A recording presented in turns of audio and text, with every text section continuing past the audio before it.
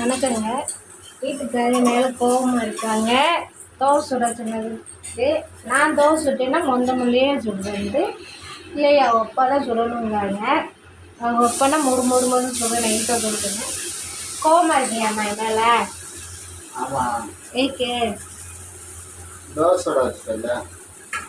நான் சுட்டாலும் பிள்ளைக்கு பிடிக்க மாட்டேதுல்ல. நான் என்ன செய்கிறேன்? நான் சுட்டேன்னா முந்தையே சொல்கிறேண்ணா மொறு மொறுன்னு வேணுமா?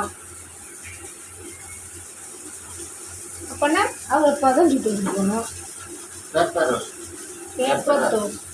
பேப்பர் தோசையாக்கும் இந்த மாதிரிலாம் நைஸாக சுடணும்.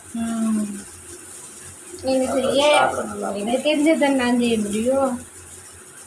இந்த வீடியோ பிடிச்சிருந்தா லைக் பண்ணுங்கள், ஷேர் பண்ணுங்கள், கமெண்ட் போடுங்க. Tata, bye bye. இல்லை